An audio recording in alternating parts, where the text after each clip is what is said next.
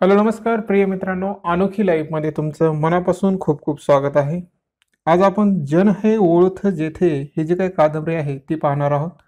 आता कादंबरी पाहत असताना ज्यांनी काही लिहिली आहे, ज्या लेखकाने, त्यांच्याविषयी माहिती असणं थोडंसं महत्त्वाचं आहे. कारण त्यांचं जे काही बॅकग्राऊंड आहे किंवा त्यांची समाज जगण्याची पद्धत आहे किंवा ज्या ठिकाणी ते राहिले आहेत, त्या सगळ्या गोष्टी त्याच्यामध्ये अनावधानानं किंवा विनासायास येत असतात. तुम्ही कुठलंही पहा त्याच्यामध्ये. आता हे करत असताना म्हणजे एखादं जर कादंबरी आपल्याला समजून घ्यायची असेल किंवा काव्य संग्रह समजून घ्यायचा असेल, तर थोडीफार त्या लेखकाविषयी जर माहिती असेल, तर आपल्याला नक्की त्याच्याविषयी जास्त मत प्रतिपादन करता येतं, त्याचा अर्थ काढता येतो. त्यामुळेच आपलं जे काही मराठी साहित्य आहे त्याच्यामुळे दलित म्हणतो आपण, ग्रामीण म्हणतो, प्रादेशिक कादंबरी म्हणतो. या जे काही तसेच रूढीवादी, अगोदरच्या कादंबऱ्या असा भेद कशामुळं? तर त्या समकालीन परिस्थितीमुळं किंवा तिथल्या त्या प्रादेशिक वातावरणामुळं, समाज वळणामुळं तर अशा गोष्टी आपल्याला भेटतात त्या. तर आजची जी काही कादंबरी आहे, जन है ओळख जेथे, हे शरदचंद्र मुक्तिबोधांची आहे. त्यांचा जन्म 1921 साली झाला आहे. यांना मराठी कवी, कादंबरीकार, निबंधकार म्हणून यांची प्रसिद्ध आहे. जन्म इंदोरचा आहे. शिक्षण उज्जैनमध्ये आणि इंदोरमध्ये झाले. त्यांचं शिक्षण आहे एम-ए, एल-एल-बी पर्यंत त्यांनी पदवी घेतलेली आहे. त्यानंतर माध्यमिक शाळातून त्यांनी अध्यापनसुद्धा केलं आहे. तसेच नागपूरच्या प्रकाश जे काही मासिक आहे, त्यांचे एक सहसंपादन म्हणून त्यांनी सुद्धा व्यवसाय सुरू केला होता. तसेच 1957 साली नागपूरमधील नागपूर महाविद्यालयामध्ये मराठीचे प्राध्यापक म्हणून ते काम करू लागले होते. तर अशा प्रकारचा हा थोडासा त्यांचा परिचय. आता विशेषतः यांच्याबद्दलची मला जास्त माहिती नाही भेटली, तरीही तुम्हाला भेटत असली तर पहा. बाकीच्या बाबतीत आहे, परंतु वैयक्तिक बाबतीत जी काही माहिती आहे, ती थोडीच भेटली मला. तर असो, तर यांचं जे काही एक पुस्तक आहे, नवी मळवाट, यांना विदर्भ साहित्य संमेलनाचं पारितोषिक भेटलं आहे. तसेच यात्रिक हा जो काही काव्यसंग्रह आहे, याला सुद्धा महाराष्ट्र शासनाचा पुरस्कार भेटला आहे. हे जे काही आपले लेखक आहेत, ते मर्ढेकरांच्या काळातले आहेत. त्याला आपण मर्ढेकर युग सध्या असं म्हणतो. तर या काळामध्ये ज्या काही गोष्टी घडत होत्या, विशेषतः म्हणजे दुसरं महायुद्ध घडलं, तर त्या काळामध्ये जे काही निराशवादी वृत्ती आली, कारण त्या काळामध्ये ते जे काही अ, युद्ध घडलं, तर त्याच्यामध्ये जीवितहानी, वित्तहानी किंवा अनेक अशा गोष्टी घडल्या, ज्याच्यामुळं वातावरणामध्ये जरा बदल झाला. निराशवादी येऊ लागलं. तर तसंच ते साहित्य होतं. तर तीच एक वृत्ती समाजाच्या साहित्यात येऊ लागली, परंतु त्याच्यामध्ये वेगळी जी वळण आहे, ती हे आपल्या मुक्तिबोधांचं आहे. त्यांनी सांगत असताना जे काही लेखन केलं ते आशावादी आहे. जसं की त्यांच्या कविता आहेत, नवी मळवाट, यात्रिक, सत्याची जात, मुक्तिबोधाची निवड कविता, या सगळ्या आशावादी कविता आहेत. तसे त्यांना साम्यवादी विचारधारेचे कवी असं म्हटलं जातं. ते का, ते थोड्या वेळानं पाहूच आपण. त्यानंतर जसं म्हटलं आपण की मर्ढेकरांच्या काळामध्ये विशेषतः नवकविता सुरुवात झाली. परत ती नवकविता सुरुवात झाल्यानंतर त्याचं स्वागत शरदचंद्रांनी केलं. परंतु त्याचबरोबर त्यांच्या मर्यादा सुद्धा त्यांनी सांगितल्या आहेत. त्यांच्या कादंबऱ्या विशेषतः शिप्रा, सरहद, जन हे ओळ तुझे ते ह्या प्रसिद्ध आहेत. आणि या जे काही कादंबऱ्या आहेत, या कादंबऱ्या विकसित झालेल्या आहेत. म्हणजे पहिले सुरू त्या लहान मुलाचं बालपण, त्याच्यानंतर मध्य, पुन्हा पुढचं जे काही वय आहे, अशा प्रकारचे विकसित झालेली एक कादंबरी आहे असं म्हणता येतं. म्हणजे आपण सध्याच्या भाषेत म्हणजे पाठ आहेत ते 1, 2, 3 असं. तर ह्यांचे निबंध संग्रह सध्या प्रसिद्ध आहेत. निबंध संग्रहामध्ये जीवन आणि साहित्य, सृष्टी, सौंदर्य, साहित्य मूल्य हे सुद्धा ते खूप प्रसिद्ध आहेत.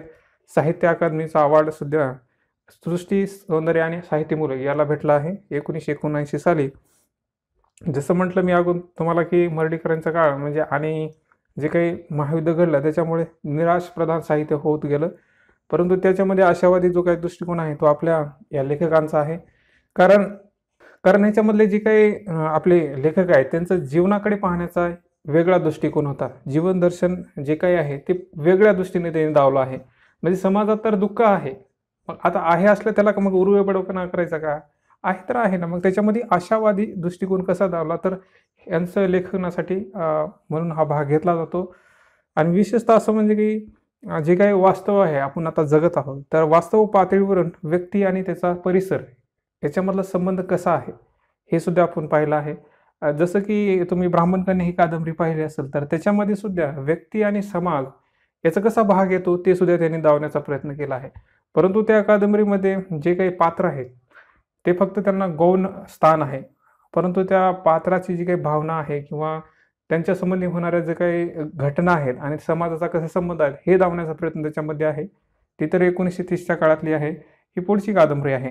तर आपण कशाबद्दल बोलत होतो, तर वास्तववादी पातळीवरून बोलत होतो. तर त्या ह्याच्यामध्ये सुद्धा त्यांनी स्वातंत्र्याची माहिती सुद्धा सांगितली आहे. अगोदर सुद्धा म्हटलं की साम्यवादी विचारचा एक दर्शन. आता साम्यवादी म्हणजे कसं, मार्क्सवादी विचारसरणी. म्हणजे हे जे काही साहित्य आहे किंवा जे काही संसाधन आहे त्याचा योग्य उपयोग झाला पाहिजे. म्हणजे इलाइट समाज जे काही श्रीमंत आहे त्यांच्याकडे सगळ्या गोष्टी असल्यामुळे त्या थोड्या सगळ्या नडत असत. म्हणजे साम्यवादी विचार प्रणाली, मार्क्सवादी त्यांच्यामध्ये खूप सारा भर येतो मार्क्सवादी विचार प्रणालीचा. जसं आपली ही कादंबरी आहे जन हे ओळूथ जेथे, तुम्ही शेवटी जर पाहता सगळ्या गोष्टी त्या मार्क्सवादी विचारसरणीवर आधारित आहेत. स्वतंत्र मध्ये एक सदाशिवराव भेटतो, तो सुद्धा हे जे काही जग काय आहे म्हणतो तो साचा आहे म्हणतो, चाकोरी आहे. तर अशा प्रकारच्या गोष्टी सुद्धा त्यांच्यामध्ये आहेत आणि हे एक उत्तम समीक्षक सुद्धा आहेत असं म्हटलं जातं आणि खरं आहेतच ते. तर हा थोडासा त्यांचा भाग होता. आता थोडं डिटेलमध्ये चर्चा करूया जेणेकरून जो काही आपला कादंबरीचा भाग आहे तो आपला समजण्यासाठी आणि विशेषतः लिहिण्यासाठी उपयोगी येईल. शरदचंद्र मुक्तिबोधा यांच्याविषयी थोडं जास्त जाणून घेण्याचा प्रयत्न करूया. म्हणजे त्यांची लिहिण्याची पद्धत असेल, कशावर जास्त प्रमाण आहे किंवा भर कशामुळे आहे, त्यांची लेखनशैली कशी आहे, कुठली विचार आहे, अशा प्रकारच्या गोष्टी थोडं जास्त पाहण्याचा प्रयत्न करू. जसं अगोदर म्हटलं की यांच्याकडे जी काही वृत्ती आहे जीवनाकडे आणि साहित्याकडे पाहण्याची ते वेगळंच आहे. कारण निराशावादी वृत्ती न घेता त्यांनी काही आशावादी घेतली आहे. आणि ज्या काळामध्ये मर्ढेकर जीवनाला एक अर्थशून्यतेच्या किंवा अत्यंत अर्थशून्यतेच्या दृष्टीने पाहत होते, म्हणजे त्यांची एक वृत्ती वेगळीच होती. आणि दुसऱ्या टोकाला असणारे हे रेगे हे एकतांता किंवा एकांतता पाहण्याचा प्रयत्न करायचे. अशा प्रकारचे हे दोन टोकाला असणारे हे व्यक्ती आहेत. या दोन व्यक्तीमध्ये महत्वाचा एक भाग म्हणजे सृजनाचा केंद्रबिंदू व्यक्ती होता. पहिला कोणता आहे, मर्ढेकर. दुसरे आहे रेगे. आणि त्या दोघांचा बी महत्वाचा भाग म्हणजे कोणता आहे, व्यक्ती हा केंद्रबिंदू आहे. परंतु हे जे काही आपले लेखक आहेत शरदचंद्र मुक्तिबोध यांनी व्यक्तीबरोबर समाज जोडला आहे. म्हणजे त्या काळामध्ये, म्हणजे आता ते आधुनिक काळ तर सुरुवात होतं ना, ते 47 नंतर होणारं जे काही काळ आहे आधुनिककडे वळत होतं. तर त्या काळामध्ये व्यक्ती तर आहे, पण त्या व्यक्तीवर समाजाचा कसा प्रभाव होत आहे, विशेषतः आधुनिक काळामध्ये. म्हणजे जे काही गोष्टी घडत आहेत, समजा इंडस्ट्रियलायझेशन होत आहे, जे काही कामगारी वृत्ती आहे त्या गोष्टी होत असते, किंवा जे काही नवीन नवीन गोष्टी येत आहेत त्याचा कसा त्याच्यावर परिणाम होत आहे, या सुद्धा गोष्टी त्यांनी सांगितल्या आहेत. आणि ते सांगत असताना मग त्यांनी असं नाही केलं की आता हे सांगायचे मला, की एखादी गोष्ट सांगायची की हे वास्तववादी पण आहे, त्याच्यासाठी मग त्यांनी दुसरे कुठले वळण नाही आणले. त्यासाठी एक वृत्तीच ठेवली, एक प्रतिबद्ध वृत्ती ठेवली असं म्हणता येतं. तर हा एक त्यांचा वेगळा भाग आपण म्हणता येतं. मर्ढेकर रेगे यांच्यापेक्षा काय ते साम्यवादीपणा आणि बघण्याचा दृष्टिकोन वेगळा आहे. काही वेळेस असं म्हटलं जातं मुक्तिबोधाविषयी की अनुभव जाणवल्यानंतर तो असंच नाही की तो लगेच आपल्याला त्याचा अनुभव होईल किंवा आता त्याचा फायदा लगेच होईल असं न होता तो दुसऱ्या संदर्भात बी होऊ शकतो. तर या गोष्टी आपल्या मुक्तिबोधाच्या बाबतीत दिसतात त्याच्यामध्ये. म्हणजे त्यांनी काय केलं, एखादा अनुभव आला तर तो अनुभव त्याचा उपयोग दुसऱ्या ह्याच्यामध्ये त्यांनी काय म्हणते दुसऱ्या संदर्भामध्ये त्यांनी करून घेतला आहे असं आपल्याला म्हणता येतं. हा त्यांचा एक आणखी एक महत्त्वाचा पॉईंट. तुम्ही या गोष्टी लिहून ठेवा बरं का, कारण ह्या परीक्षेमध्ये म्हणजे याच गोष्टीला जास्त महत्त्व दिलं जाईल. पुन्हा त्यांच्या जे काही कादंबऱ्या आहेत, शिरपा, सरहद आणि जन हे ओळूथ जेथे, या तर विकासामध्ये परिवर्तित होणारे आहेत. म्हणजे एका कादंबरीतून दुसरीतून तिसरी अशा प्रकारचं. तर अगोदर मी म्हटलं की व्यक्ती आणि काळ यांचा परस्पर संबंध आहे. असंच नाही की फक्त ते वास्तववादी, म्हणजे असं नाही की आता ह्या काळामध्ये आपण राहत आहोत परत ते काळाच्या बाहेर गेले किंवा असं नाही. त्या वास्तववादी काळामधले त्या व्यक्तीशी असलेला जो काही संबंध आहे तो सांगण्याचा प्रयत्न त्यांनी केला आहे. आणि त्या तिन्ही कादंबरीमध्ये बिशू हा महत्त्वाची व्यक्ती आहे आणि त्याची आत्मकथा त्यांनी सांगितली आहे. तर हा एक महत्त्वाचा त्या तिन्ही कादंबरीविषयी भाग आहे. तर आता हे जे काही त्यांनी लेखन केलं आहे किंवा काव्यरचना केली आहे किंवा निबंध लिहिले आहेत त्याच्यामध्ये जास्तीत जास्त आपल्याला काय दिसतं, एक समाजभिमुख वृत्ती दिसते त्याच्यामध्ये. म्हणजे असं नाही की फक्त व्यक्तीशी त्यांनी धरून ठेवलं आहे. जसं मर्ढेकर आणि रेगा असतील तर त्यांनी समाजाला सुद्धा जास्त महत्त्व दिलं आहे. आणि समाजाची जी काही वृत्ती आहे किंवा समाजाचं जे काही देणं आहे, म्हणजे आता आपण एका समाजामध्ये राहत आहोत आणि समाजामध्ये राहत असताना आपली जी काही वृत्ती होत आहे त्या वृत्तीचं नेमकं कशामुळे होतं तर समाजाच्या राहण्यामुळं. म्हणजे समाजातले जे काही सुखदुःख आहेत किंवा राग लोभ असेल किंवा त्यांची जगण्याची पद्धत असेल, रूढी परंपरा असतील, तर त्या अचानक काय विनासायास दुसऱ्या व्यक्तीवर येतच असतात. म्हणजे समाजाचा व्यक्तीवर कसा परिणाम होतो तर या गोष्टी सुद्धा त्यांनी सांगितलेल्या आहेत. त्यानंतर जे काही या पृथ्वी तलावर किंवा जे काही लोक राहतात ते वेगवेगळ्या प्रकारचे असतात. त्यांची वृत्ती वेगळी असते, त्यांची वैशिष्ट्ये वेगळी असतात. तर या सगळ्या गोष्टी त्यांनी ॲक्सेप्ट केल्या आहेत आणि ते कसा परिणाम होतो किंवा कशाप्रकारे आहेत त्या बेसवर त्यांनी सांगितलेल्या आहेत. तर ह्या त्यांच्या लिखाणात आपल्याला समजतं. आता तुम्ही म्हणाल हे कसं समजतं? आता तुम्ही जण हे ओळख जेथे ही जर कादंबरी वाचली तर तुम्ही त्याच्यातले पात्र पहा. त्या पात्राकडे पाहण्याचा दृष्टिकोन कोणता आहे तो पहा. त्यानंतर त्यांची विचार प्रणाली त्या पात्राची कशी आहे ते पहा. पुन्हा ते स्वातंत्र्यामधील जे काही व्यक्ती आहेत त्या आपल्या कादंबरीत येणार आहे ते नेमकं काय बोलतात, नेमकं काय सांगतात. त्यावेळी तुम्हाला कळतंय की जीवनाचे विविध प्रकार आहेत, विविध व्यक्ती आहेत, विविध आकाराच्या आहेत, विविध वृत्तीच्या आहेत आणि त्या सगळ्या गोष्टी आपल्या लेखकाने याच्यामध्ये अंतर्भूत केल्या आहेत असं आपल्याला म्हणता येतं. आणि साम्यवादी तत्वज्ञान तर तुम्हाला ह्या कादंबरीत विशेष जाणून येईल. आणि ही जी काही कादंबरी आहे लिहित असताना कुठलाही बटबटीतपणा नाही किंवा ओढून तोडून आणलंय किंवा उगच लिहायचंय असं नाही केलं त्याच्यामध्ये. ते एक वास्तव रूप आहे. त्याला प्रचाराचं स्वरूप नाही आहे, ते लिहिण्याचा प्रयत्न केला आहे. एक सांगण्याचं एक जी काही भिशूची वृत्ती आहे ती सांगण्याचा प्रयत्न केला आहे. असू असू शकतं की तो जो काही भिशू आहे तो काल्पनिक असेल किंवा वेगळे असू शकते. परंतु ते समाजाला धरून आहे असं आपल्याला म्हणता येतं. त्याच्यामध्ये प्रत्यक्षता आहे, एक प्रवाहितपणा आहे. म्हणजे कुठेही अर्धवट खुंटलंय, आता तिथून उगवतंय असं नाही त्याच्यामध्ये. एक प्रवाहितपणा आहे आणि एक मानवतावादी दृष्टी आहे. म्हणजे जसं काही आता भिशू जर पाहिला तुम्ही त्या पुस्तकामध्ये, तर भिशूमध्ये खूप सारे संकटे येतात त्याला. परंतु जरी समाजाची वृत्ती वेगळी असेल तर त्याचा स्वतःचा जो काही दृष्टी आहे, जसं की पुढे गेला तर खूप लोकं त्याला दुःख आहे असं सांगतात किंवा खूप कष्ट आहे, संघर्ष आहेत. मग तो म्हणतो की असतील ना, मग त्याचं काय इतका उरबडेपणा करायचा? हे आपल्या शब्दात सांगत आहे. तर तो असं म्हणतो म्हणजे त्या एक वृत्ती आहे, त्या मानवतावादी वृत्ती, दुसरीकडे पाहण्याची वृत्ती, स्वातंत्र्याकडे पाहण्याची वृत्ती, या सगळ्या गोष्टी आपल्याला या आपल्या लेखकाच्या लेखणीमध्ये दिसतात. त्यानंतर आणि हे करत असताना आता जसं म्हटलं की जे आपल्या भिशूचं उदाहरण घेत असताना त्याला संघर्ष हे पेलावं लागतात. पर ते एक साहजिक आहेत. मानवपणामध्ये ते साहजिक आहेत असं आपल्याला वाटतं आणि ते स्वीकारत जातात. असं नाही की त्याला बंड काढलंय किंवा कल्पनावृत्तीमध्ये जगत आहे, त्याला ते झुगारून टाकत आहेत किंवा सोडून देत आहेत, अशी नाही ना वृत्ती. आहेत ना संकटं, मग झेलायला पाहिजे, पेलायला पाहिजेत. या गोष्टी ते एक मानवपणा त्याच्यामध्ये आपला दावण्याचा प्रयत्न केला आहे. पहा काही लेखनामध्ये कसं दिसतं, आपल्याला संकट आले तर काही कल्पनारम्य असतात, काही असं होईल, अशा प्रकारे होईल, अशा प्रकारे गोष्टी असतात. परंतु यांनी काय केलं आहेत, ॲक्सेप्ट करा, संघर्ष करा आणि पुढे चाला. हे कसे आपली मानवपणाची वृत्ती आहे. तर त्याच्यामध्ये हा भाग आपला दिसतो आणि स्वातंत्र्याचा त्याने एक आढावाच घेतला असं आपलं म्हणतं. सगळं स्वातंत्र्यावरच भर आहे आणि वरून मार्क्सवादी विचारप्रणाली आहे आणि मार्क्सवादी जी काही श्रद्धा आहे त्याच्या आपल्याला त्याच्यामध्ये खूप जास्त जाणून येते असं म्हणता येतं. जसं अगोदर म्हटलं की जे काही आपल्या दुसऱ्या महायुद्धानंतर जीवित आणि वित्तहानी झाली किंवा निराशावृत्तीवरती आली, त्याच्यामध्ये काही लोक आत्मपीडित होते आणि मग त्याच्यामुळे ते आत्मगौरवाच्या गोष्टी करू लागले. परंतु त्याच काळामध्ये आत्मशोधाची जी काही प्रेरणा आहे, म्हणजे माणूस शोधण्याची जी काही प्रयत्न आहे, आत्मशोधाची जी काही प्रेरणा आहे, ती मर्ढेकरांच्या या लेखनामध्ये आपल्याला दिसून येते. तर हा त्यांच्याविषयी विशेष भाग सांगितला जातो की आत्मशोधाची प्रेरणा म्हणून.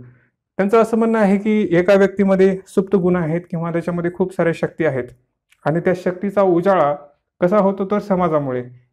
जर समाज चांगला असेल तर त्याला चांगल्या गोष्टी भेटतील किंवा समाज जशा प्रकारे असेल तसा असेल. त्याच्यामुळे ते असं म्हणतात की प्रत्येक व्यक्ती म्हणजे एक सुप्त शक्तीचा एक असून, एक पिंड असून समाजात राहिल्यामुळे तिला बरे वाईट व्यक्तित्व प्राप्त होते. अशी भूमिका त्यांनी आपल्या कादंबरीमधून घेतली आहे. ती तुम्हाला स्क्रीनवर दिसते, हे तुम्ही लिहून ठेवा त्याने काय म्हटलं नेमकं.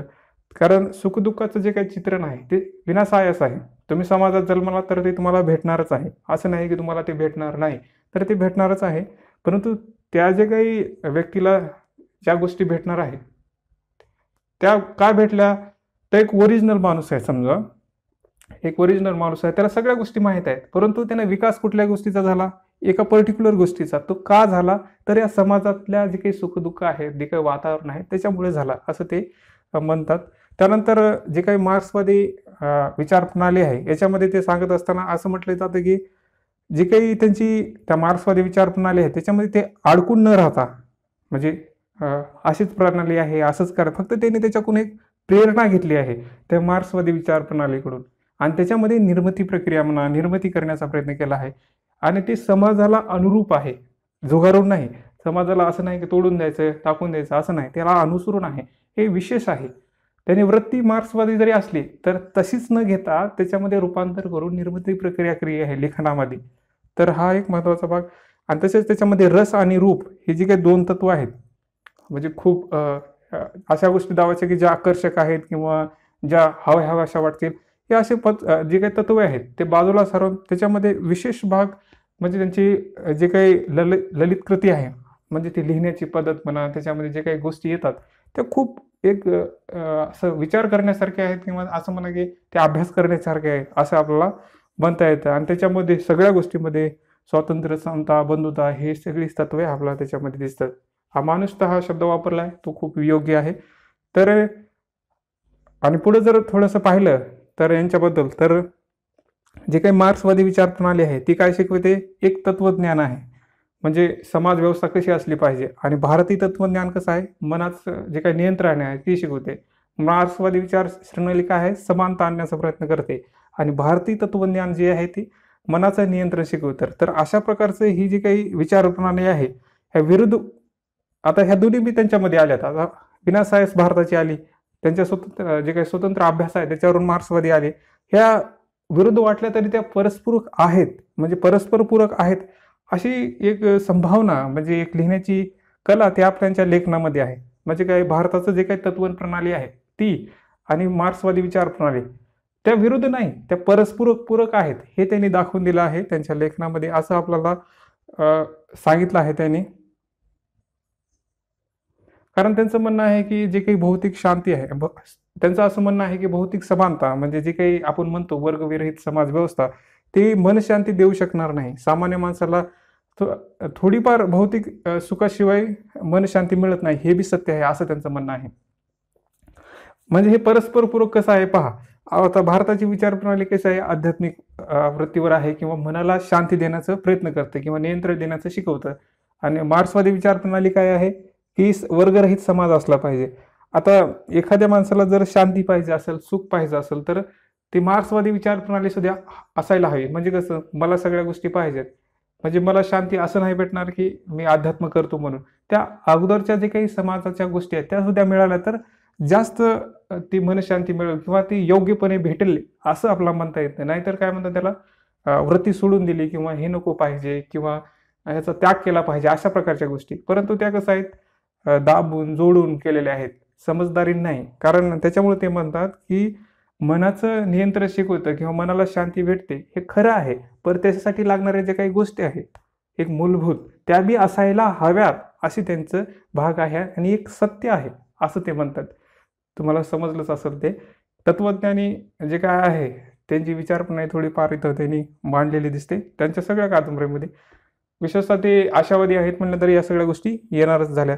आणि स्वतंत्रपूर्व काळामध्ये जे काही ब्रिटिश सत्तेविरुद्ध चळवळ करणारे कामगार आहे त्यांचं वर्णन त्यांच्या कादंबरीमध्ये दिसतं.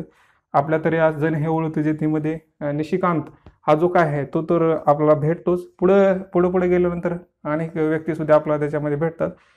म्हणजे जीवनमूल्य जगत असताना किंवा जीवनमूल्याचा अंगीकार केल्यानंतर काही गोष्टी आपण त्याग करत असतो, मग त्या स्वातंत्र्यासाठी असेल किंवा काही गोष्टीसाठी असेल.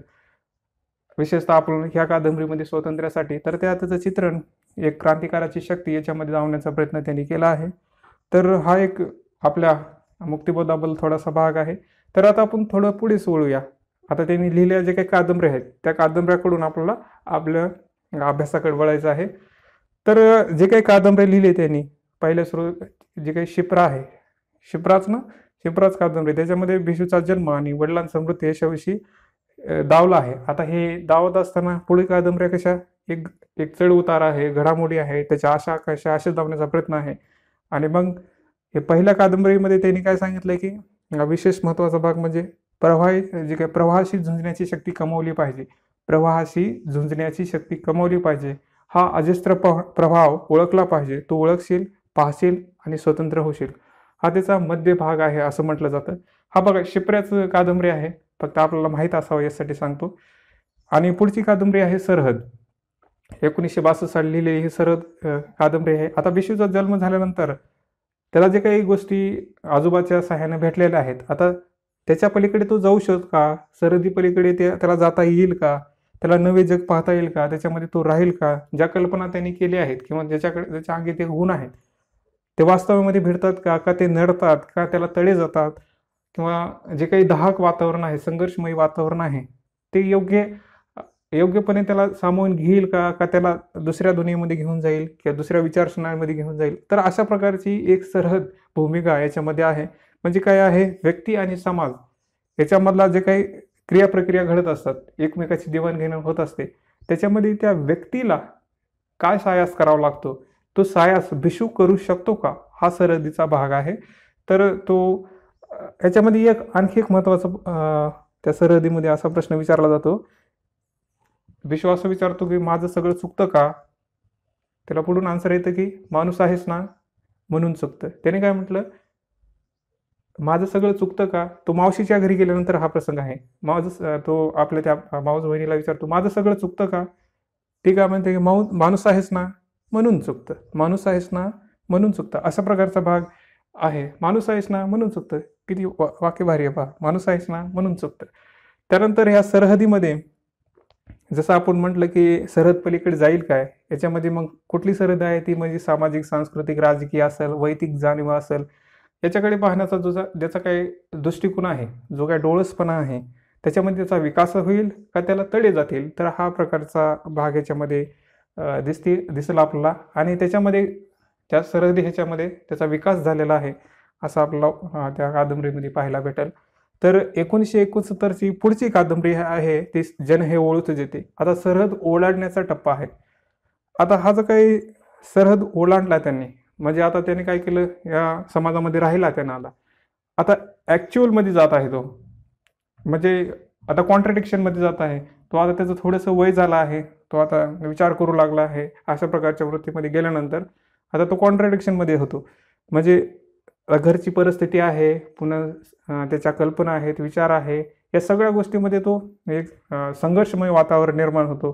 तो बेचकतो मध्ये कधी-कधी. पुन्हा त्याला नवी-नवी आव्हाने पेलण्याचं जे काही गोष्टी आहेत, ते पेलावं लागतात. मग ते सामर्थ्य आहे कसं आहे, हे ते निदावण्याचा प्रयत्न या कादंबरीमध्ये आहे. त्यानंतर मग हे करत असताना तो कसा समृद्ध होतो, त्याचा विकास कसा होत जातो, या सगळ्या गोष्टी आपल्याला या कादंबरीमध्ये पाहायला भेटतात. म्हणजे जीवनाचा कोलहल कशा प्रकारे आहे, वैताग कशा प्रकारे आहे. तर तो जो काही आपला बिशू आहे, त्या बिशूला घरची परिस्थिती, सामाजिक परिस्थिती आणि त्याच्यासाठी येणारे जे काही सभोवतालचं जगणं आहे, ते सुद्धा पाहावं लागतं. म्हणजे एकीकडे घर आहे, एकीकडे स्वातंत्र्य आहे, एकीकडे स्वतःची वृत्ती आहे, पुन्हा समाजाचा भाग आहे. जसं की त्याचा भावे आहे, त्याला तो तत्त्वज्ञान सांगत असतो. मग ते तत्त्वज्ञान सांगत असताना तो गोंधळून जातो. नेमकं काय आहे? सदाशिवराव येतात. सदाशिवराव बी थोडंफार तत्त्वज्ञान सांगतात. मग तिथं तो गोंधळतो आणि गोंधळल्यानंतर मग त्याचे निर्णय काय असतात, त्याची बोलण्याची वृत्ती काय असते, त्याच्या जाणीवा काय आहेत, त्याच्या भावना काय आहेत, या सर्व गोष्टी आपल्याला या कादंबरीमध्ये पाहायला भेटतील. आणि याच्यामध्ये जे काही नमुनेदार माणसं आहेत, त्याच्यामध्ये समाजासाठी देह झिजवणारा हा डॉक्टर असेल किंवा जीवनात रममाण होणारा उच्च कोटीला म्हणजे विलासवादी असणारा हा कविराज असेल, भूमिगत असलेला निशिकांत असेल, व्यवहारी वामनराव असेल, सदाशिवराव भावे, प्राणविश्वरूप हे आपल्याला त्याच्यामध्ये भेटतात. तर हा थोडासा इंट्रोडक्शनचा भाग आहे. तो आपण यथार्थपणे पाहिला असं मला वाटतं. आणि जास्त जर झाला असेल तर परत रिपीट पहा, हळूहळू पहा. थोडी जास्त स्पीड असेल याच्यामध्ये, कारण कमी वेळामध्ये जास्त सांगायचं असलं तर स्पीड असली पाहिजे. आणि तो आपण व्यवस्थित कान देऊन सुद्धा ऐकतो स्पीड असल्यानंतर. तर असो, जर तुम्हाला जास्त पाहायचं असेल तर जसं आपण म्हटलं की अगोदर तुम्हाला पहिले पेज नंबर देईल ते बघा, ते पेज नंबरवर जावा, तुम्हाला नक्की त्यांच्याविषयी भेटेल. त्यानंतर सर्च करा काही गोष्टी या शरदचंद्र मुक्तिबोधाविषयी, तुम्हाला त्यासुद्धा भेटतील. आणि मग स्वतःची टिपण काढा आणि तुम्हाला ते परीक्षेसाठी खूप उपयुक्त होतील. तर ज्या काही गोष्टी सांगितल्या, समाज, व्यक्ती, साम्यवादी विचार प्रणाली, ते तुम्ही तुमच्या लिखाणामध्ये येत जाऊ द्या. लिहिण्याच्या जे काही आपण प्रश्न लिहिणार आहोत त्याच्यामध्ये ह्या आल्यात ना, मग त्या जे काही तपासणार आहे त्याला समजतं की याला ह्या गोष्टी समजल्या आहेत किंवा या कादंबरीचा सारांश समजला आहे, असं त्यांना वाटतं, तर ते वाटण्यासाठी आपल्याला ते लिहावं लागेल. तर हा भाग आहे हा इंट्रोडक्शनचा.